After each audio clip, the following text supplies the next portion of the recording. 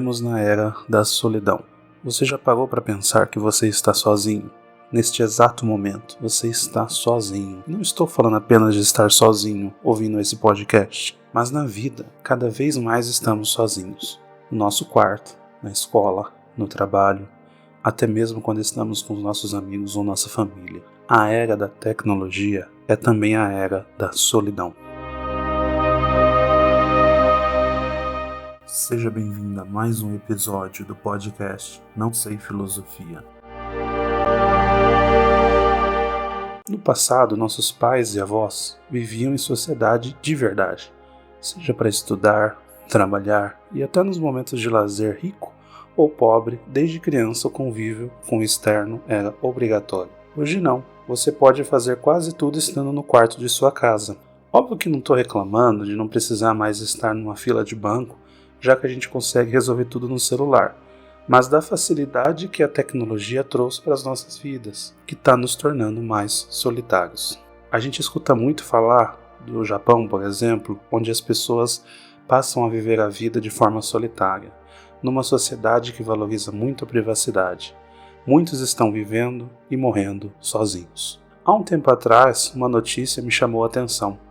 Um idoso morreu sozinho, em casa, e somente descobriram pois os vizinhos notaram um cheiro ruim, pois o corpo dele já estava em estado de decomposição. Essa notícia me chocou muito, pois mostrou quão triste era a realidade daquele homem. Nem a família, nem os amigos, nem sequer os vizinhos notaram a sua falta. Por dias, esse homem vivia a solidão moderna. Ao pesquisar sobre o tema, entendi que isso no Japão já é uma realidade. E eles têm até um nome para isso. São os chamados hikikomori, que significa isolados em casa. Esse termo tem foco nas pessoas jovens e adultos que escolheram viver dessa forma, o que preocupa mais ainda, pois não se trata apenas de um problema de isolamento de idosos, que infelizmente acontece já em muitos países, mas de jovens e adultos que decidiram viver isoladamente.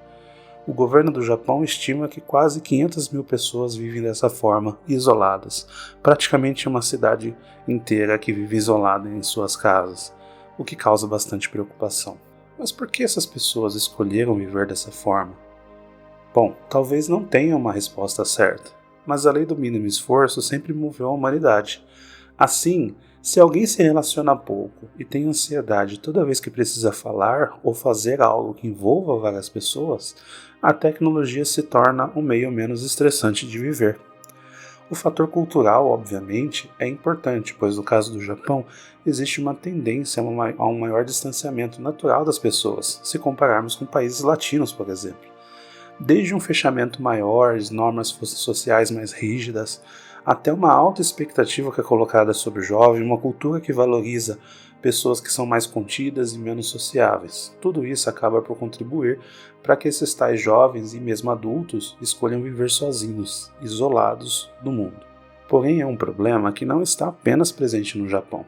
Pesquisas mostram que outros países asiáticos e também alguns ocidentais já apresentam esse tipo de comportamento, que inicialmente era classificado como cultural, mas já começa a ser tratado como uma situação de atenção psicológica, principalmente em razão de afetar a saúde mental dessas pessoas. À medida que você evita o contato social do dia a dia, passa a viver o mundo online. A sua percepção de realidade acaba mudando da mesma forma. As recompensas e frustrações online são bem diferentes do mundo real. Quem de nós já não se pegou assistindo uma sequência de vídeos, seja no TikTok, no YouTube, no Shorts ou no Instagram, no Reels, por vários minutos ou até horas? Afinal, a recompensa imediata que aquilo traz é prazerosa, através dos algoritmos que só vão nos recomendar vídeos que a gente gosta. Tanto quanto talvez uma conversa com um amigo ou um beijo na pessoa que você gosta. A parte boa da vida. Aliás, dificilmente o algoritmo vai te decepcionar, o que já não é tão garantido quando a gente fala das relações humanas. Mas isso acaba formatando o cérebro e criando uma espécie de vício nesse tipo de recompensa que não tem relação com a vida real. Afinal, para conseguir um beijo, antes é necessário uma conversa, a conquista. Se você vai sair com seus amigos, você precisa ter empatia, entender como que é a vida do outro, lidar com as situações dos próximos, ouvir, ajudar e também se comunicar. Tudo isso gera uma ansiedade que o algoritmo, quando você está vendo um vídeo, não tem. Ele só tem a parte boa da recompensa. Com isso, as pessoas estão tendo mais dificuldades em lidar com situações da vida real, como algo que dá errado e as pequenas ou grandes frustrações de ser um adulto no mundo moderno. Tenho certeza que você que está me ouvindo já passou por isso. Tentar fazer algo, aquilo dar errado e você desistir e não tentar de novo. Ou ainda pior, nem fazer, ficar postergando até que aquilo se atrase ou perca o sentido, o que a gente conhece como procrastinação. Eu não sei dizer ao certo, mas acredito muito que isso tem relação com a nossa nova forma de viver a vida, onde escolhemos fazer o mais fácil, afinal tudo está mais facilitado.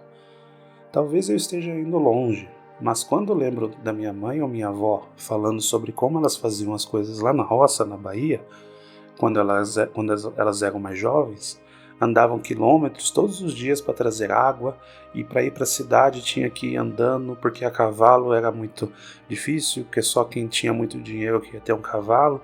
Só de ouvir essas histórias eu já tenho preguiça, mas ao mesmo tempo elas faziam isso e elas viviam sem um conforto. Hoje em dia, para ir numa padaria ou no shopping, a gente vai de carro, de Uber ou qualquer outro meio que não exija mais que alguns minutos de caminhada. Ao mesmo tempo, nós postergamos tarefas simples, que exigiriam 100 vezes menos esforço do que carregar balde de água nas costas por quilômetros. E mesmo assim, a gente está mais depressivo. Não estou dizendo que a depressão existe por falta de exercícios, apesar de que isso ajuda a evitá-la com base em alguns estudos científicos. Porém, estou dizendo que de alguma forma estamos mais isolados e mais acomodados se a gente comparar com gerações passadas. E o que parecia a solução pode também estar se tornando uma facilidade para coisas não desejáveis, permitindo que as pessoas fiquem mais solitárias. A depressão sempre existiu. Talvez só não tivéssemos o diagnóstico correto, ou os antigos achavam que era frescura e compensavam a tristeza com outros vícios, que não os tecnológicos. No Brasil, com certeza a realidade é bem diferente da do Japão, à medida que a maioria da população é pobre e a gente vive num país desigual. Então muitos têm que se preocupar com o que vai comer no almoço. Então a discussão sobre solidão, depressão e saúde mental realmente não faz parte do cardápio da maioria da população. Porém, já vemos aumentar os casos de jovens e adultos com depressão, crises de pânico e casos mais graves de até não querer mais viver. A pandemia que nos obrigou a ficar em casa nos fez sofrer a perda de pessoas próximas e mudar totalmente a rotina. Talvez o ápice das reclamações relacionadas à ansiedade, saúde mental, nos últimos anos, de acordo com as pesquisas científicas. A internet, por sua vez, pode amplificar muito esse problema, ao mesmo tempo que também pode ajudar. À medida que a gente tem mais acesso, a gente pode potencializar certos vícios, como o da compensação imediata que eu já comentei, além de também se isolar mais do mundo. Às vezes a gente escolhe assistir uma série da Netflix do que ficar um tempo com a nossa família ou sair com os amigos. Veja, não vejo nada de errado em fazer isso de vez em quando. Eu falo só dos casos das pessoas que escolhem apenas fazer isso, se isolando da realidade. Isso talvez seja um passo para uma situação similar à que já acontece no Japão. Eu sinceramente acho que acontece já no Brasil, nós já devemos ter essa situação aqui. Talvez a gente só não esteja prestando atenção devido aos outros problemas que são mais urgentes ou que aparecem mais. Falando de internet, ela também pode ser uma grande aliada. Para pessoas que moram sozinhas ou estão longe de casa, ela é o principal meio de comunicação. Ela também pode ajudar você a encontrar pessoas que têm interesses em comum. Existem até pesquisas que dizem que para idosos que estão em situação de solidão, às vezes num asilo, enfim, numa situação que ele não tem pessoas próximas, a internet acaba beneficiando, resgatando alguns hábitos que ele tinha de conversas com pessoas que têm o mesmo interesse, se divertindo com jogos, com os filmes, enfim, acaba ajudando a pessoa a sair daquele marasmo. Hoje em dia é possível você também fazer consultas médicas, terapia online, enfim, a internet pode ser um grande aliado nessa situação. Mas existe uma forma de evitar essa solidão? Antes de tudo, precisamos entender o quanto isso lhe afeta. Se você se sente triste, sozinho, ou com dificuldades de interação, é importante buscar uma ajuda especializada. A terapia pode ser uma boa saída. Procurar um profissional médico sério que atue nessa área vai ajudar você a entender o que você está passando nesse momento, bater um papo sobre isso e conseguir alguma orientação. No passado havia um preconceito em relação a realizar terapias, pois seria algo de louco, algo que não faz o menor sentido, e hoje em dia, ainda bem, está se tornando bastante comum e recomendado. Além disso, para situações de cotidiano, algumas atividades também podem contribuir, como para fazer exercícios, que eu já comentei, uma alimentação mais saudável, né? São duas recomendações aí que servem para quase tudo na vida, né? E também você insistir e manter os relacionamentos com as pessoas, né? Seja na escola, no trabalho, com amigos, com a família. Ainda que isso possa ser chato, ou que você sinta situações de ansiedade e situações mais difíceis, como uma crise do pânico, é possível você trabalhar isso, né, como eu comentei na terapia, e insistir para que essas relações aconteçam.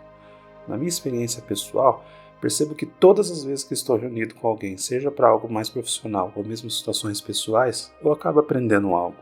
Muitas vezes eu sinto muita ansiedade em situações do cotidiano, como por exemplo falar em público, ou ter uma reunião, ou de repente encontrar com várias pessoas, mas eu percebo que quando eu consigo superar isso, existe uma recompensa, existe um alívio, existe uma situação que a ansiedade ela acaba sendo equilibrada. De novo, como eu comentei, é importante procurar ajuda profissional, né? Não é apenas dizer eu vou fazer, pois às vezes a gente precisa realmente de uma orientação para poder passar por essas situações. Um exemplo, se você tem dificuldade em estar em uma festa com muitas pessoas, talvez seja melhor ir em lugares mais reservados, com menos pessoas, com seus amigos. Isso pode ajudar você a diminuir também essa ansiedade. Mas e aí? É possível ser feliz sozinho? Talvez para a maioria das pessoas, felicidade seja sinônimo de estar reunido com as pessoas que gosta. E sim, o conceito de felicidade passa por estar próximo de quem a gente ama. Agora, isso não significa que ser sozinho é ser infeliz. Conheço muitas pessoas que escolheram estar sozinhas e nem por isso são menos felizes, ou mais felizes, do que aquelas que estão cercadas por outras pessoas. Tudo uma questão de como você gosta de levar a sua vida. Muitas pessoas gostam da liberdade de não ter filhos e poder viajar, curtir a vida sem preocupações. Outras pessoas encontram a realização ao terem uma casa cheia de crianças. O mais importante é entender o que faz sentido para você e viver uma vida em equilíbrio, tendo a solidão como companheiro. E sempre procure ajuda quando sentir que é necessário. Esse foi mais um episódio do Não Sei Filosofia. Siga a gente no Spotify e no YouTube. Curta o nosso podcast, compartilhe esse episódio com seus amigos. Esse é um tema que eu gosto bastante, então eu gostaria muito que você compartilhasse com as pessoas que você entende que isso faz sentido. Esse é um tema muito atual. Eu vou deixar na descrição desse episódio alguns dos artigos de referência que eu utilizei. Muito obrigado por ter acompanhado até aqui e até a próxima.